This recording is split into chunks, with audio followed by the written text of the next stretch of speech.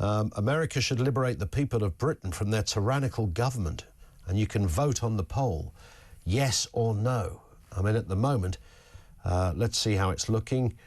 It's 61% saying yes, we need America to liberate us from the tyranny of Starmer, and 38% saying no. I don't know, why is this stuff interesting? Elon Musk so darn much right now. Let's get a word with Alain Tolhurst, chief reporter, podcast host at Politics Home. It's one of those stories, I'm sort of going to repeat, I think, Alan, a version of what I've been saying for the last couple of days. If somebody had described this entire scenario to us, a few years ago, about this billionaire that went on a thing called Twitter, and then he then he got in favour with Nigel Farage. I mean, we would just go, whoa, stop there. House of Cards was as dramatic as we get on TV political dramas. None of that stuff would happen. But here we are in the 21st century, in the first week of 2025, and all of this stuff is happening. It's utterly bonkers. Yeah, it's a good reason to just delete social media altogether, I think, as you might possibly get. But I think what's interesting is that if you're Keir Starmer, had a tricky first few months, to say the least. Obviously tried to kind of reset things at the end of last year, start of the new year, first Monday back for MPs in Parliament, and kind of trying to take hold of the political agenda by having this speech in Epsom about the NHS. But the problem is that, no one is going to remember today for this, what is probably quite a useful partnership between the NHS and independent providers to try and get rid of these kind of massive backlogs. Everyone's going to remember it for the words that he said about Elon Musk and this continuing kind of, criticism by both sides. I think I was just before we came on, I was just scrolling through Elon Musk's X feed to see, what the latest essentially was. He seems to be retweeting a lot of kind of GB News clips and all this kind of stuff. Like, he's very, very involved in this, and is going to continue to be so. This is not the final word on this. And yeah, it's kind of hard if you're in UK politics. You want to try to wrestle a narrative back and talk about what you want to talk about, but instead, all that it is about basically is Elon Musk and what he's been saying about Nigel Farage, Tommy Robinson, all this kind of stuff. It's not exactly how you'd want to start the new year as you try and kind of move your premiership forward. Yeah, what's in it for Musk? I mean, and why the UK? Why has he taken such an interest? I know he's made a few roads into the German setup, very little on France or Spain, if anything at all, but he seems absolutely fascinated by what we do over here. Yeah, I guess clearly when you're involved in the kind of the MAGA world, obviously there are links between Donald Trump, people in Donald Trump's sphere, and then people in Nigel Farage's sphere. They've obviously been, Trump and Farage had this relationship going back to kind of Brexit and his first term in office. And so I think perhaps when Elon Musk moved into that MAGA world, he got that kind of interest in UK politics. And clearly there are lots of people in the UK who think that if you tweet a lot about this stuff, Musk is going to see this stuff, and they've kind of worked out, I guess, something that he's interested in, and that they're able to kind of keep fueling it. The people are putting out content clearly on social media for him to pick up and then to amplify. And I imagine perhaps, if there are similar people in Germany or other countries, that's kind of how it's going to happen. He seems like quite a capricious billionaire, as all kind of billionaires tend to be, and he kind of picks up things and puts them down again. And obviously we've already seen him kind of split with Farage at the moment. I wonder how long he will keep this interest. Obviously we know by the end of this month he'll be installed in Washington as part of this sort of department that's not a department about government efficiency, and I wonder perhaps whether the eye of Sauron might move away from the UK and more towards the stuff in America at that point. Yes, I think you're probably right about that, and who knows, as we said earlier in the programme, Alan, knowing Musk, he could come back in 10, 12 days and go, no, I actually like Nigel now. He is the man for the job. And that genuinely wouldn't surprise me.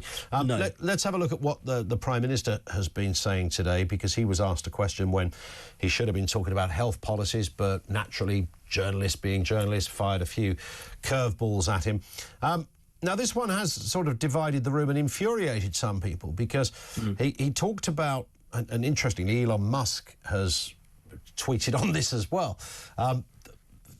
Starmer sort of referring to anyone asking for an inquiry into the grooming gangs, the rape gangs, whatever phrase somebody chooses to use, but again suggesting that they're sort of almost part of the far right. Now, some would argue, not unreasonably, that it's that kind of language that put us in this very position in the first place. Yeah, I think that's quite an ungenerous reading of what he's saying. The way I sort of saw it is suggesting that it's helping that if you are interested in calling for an inquiry, it's helping to amplify people who are on the far right. I don't think he was labelling everyone who has concerns over this as being far right, and I don't think anyone would think that either. Clearly, what's happened in places like Rochdale and Oldham and over the years has obviously been terrible and horrifying, and I don't think anyone necessarily thinks that you're far right just for thinking we should work out ways of preventing that stuff from happening in the future. But I do think that you're right. The way that it has been received by some people is suggested that, you know, if you are asking questions, if you are interested in this, then you are part of the far right. And obviously that's not, I don't think, what he wanted to try and get across. But clearly this has become a huge political dividing line at the moment. And obviously the speech today to try and sort of draw a line under it. Obviously they hadn't wanted to wade in necessarily over the last couple of days. I think after what happened, the kind of escalation over the weekend in the rhetoric from Elon Musk, I think Starmer realised that today was going to be an opportunity to do so. And his kind of very trenchant defence of Jess Phillips, I thought was pretty interesting. And I think actually, you know, from someone who's sometimes a little bit leaden-footed in terms of his communication, I thought he was pretty strong on that. But you're right, this is going to continue to rumble on. We've already seen a statement from the Conservatives, from the Shadow Home Secretary Chris Philp, calling it disgraceful, others criticising it. So clearly, you know, people are going to try and continue to make political capital out of it, and we'll see how long this kind of rumbles on, really. Yeah, and it's interesting because one of the things that Starmer, that Musk is picking up on about Starmer is his time as head of the CPS, of course. He tweeted Starmer was deeply complicit in the mass rapes in exchange for votes. That's what the inquiry would show. Many, of course, point to his time at the CPS. Now, in the interest of basic balance, that yes, there were, of course, I mean, the idea that, by the way, that Starmer was somehow personally involved in every time something was put to the CPS is ridiculous. I mean, of course it wasn't. And none of this stuff would have been put to the CPS in quite the same way as we see it now. And I think we can blame lots of authorities, local councils, social workers, who did turn a blind eye to the obvious, for things not even getting to the CPS in the first place, or when they did, they were sort of half-baked and, you know, hardly worth the paper they were written on, because the CPS would say, well, there's no realistic chance of a prosecution here. Now, Starmer wasn't in charge for all of that time, but from 2009 he was.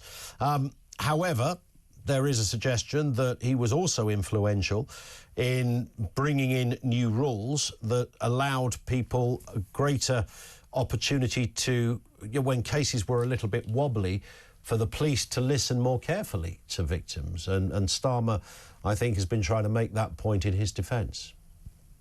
Yeah, and it's interesting that the criticisms about Keir Starmer's time as Director of Public Prosecutions have been around for quite a long time, and the Conservatives and others on the right have often tried to use his time as the EPP to be critical and go back through those cases. And I don't think any of those kind of criticisms have ever really landed. Remember, there was that stuff around Jimmy Savile and whether he'd failed this kind of slur, he'd failed to prosecute Jimmy Savile, this kind of stuff. You know, I think there's people have often wanted to try and kind of peg this stuff to him. But I think, you know, if you take that Elon Musk tweet, for example, you're saying that he turned a blind eye in exchange for votes. Well, you know, he wasn't an MP then. He left the CPS in 2013 and then stood for Parliament in 2015. Yeah. So this idea that he would be doing something for sort of political reasons, I think you're never going to be able to make that stick. I don't think that's true. I think you're right in the sense that obviously there were lots of stuff that was people turned a blind eye and stuff never got passed up the chain.